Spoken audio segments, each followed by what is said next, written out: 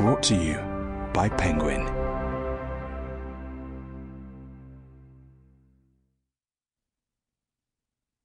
Annabel and Her Sisters by Catherine Alliott.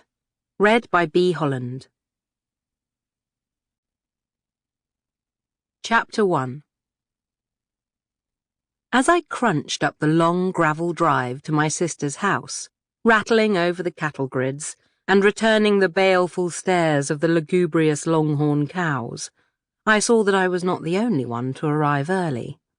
In fact, far from being first, as I'd hoped, there was a veritable host of 4x4s parked either side of Ginny's imposing front door, and the fair didn't even start until 9. My heart sank. I'd got up at Sparrow's Fart specifically to get here before anyone else and have at least half an hour's chat, but clearly the women of West Hertfordshire were keen to be at the front of the queue for whatever terracotta pots, silk flowers, Indian-style clothing and bath oils my sister and her cronies were flogging today, nominally in the name of cancer research, but mostly for themselves.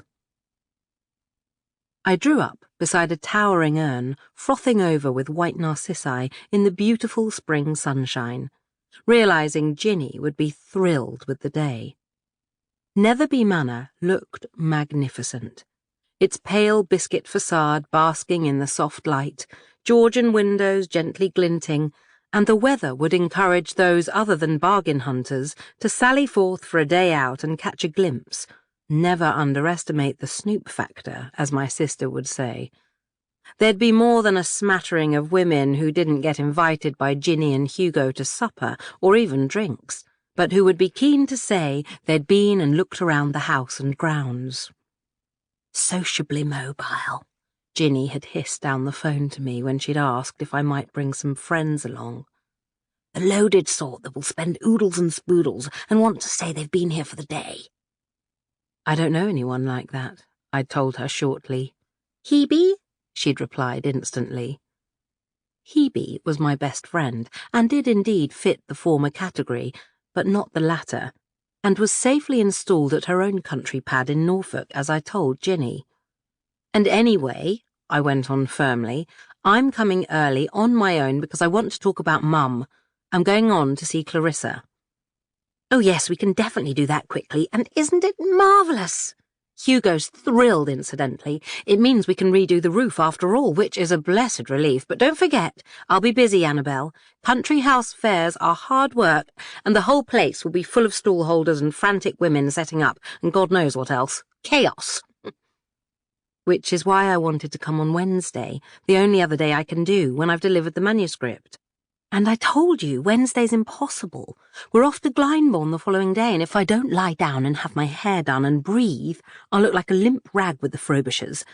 And Hugo wants me to look my best and chat up that buffoon Reggie. He's hoping he'll take a corporate shoot day here, and he might even invest in the vineyard. Anyway, you can take a day off any day, surely. Not when I've got a deadline, I told her wearily. The copy editor's champing at the bit for me to get it back to her. Well, tell her you need an extra day or something. She's going on holiday at the weekend and I don't want to mess her around. You're the author, she shrieked. You should call the shots. Honestly, Annabel, you churn out a book a year for them. When will you learn? I'd put the phone down with a grimace. My sister's idea of what I did for a living was supportive in its way, but the collaborative nature of publishing and the fact that the book wasn't actually mine, it had been paid for, passed her by. I let it go, however, and now here I was following a gaggle of well-dressed middle-aged women, chattering excitedly as they went up the ancient stone steps into the panelled hall, even jostling slightly, as if it was the first day of the Peter Jones sale.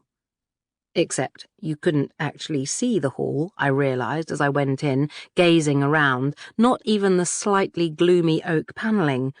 Every square inch, including the huge hall table, was full to the brim with admittedly gorgeous silk flowers in pot-bellied terracotta pots which looked like they'd come straight from the Tuscan hills. They even had paint dripping artistically down the sides. 2 huge urns. Sample complete. Ready to continue?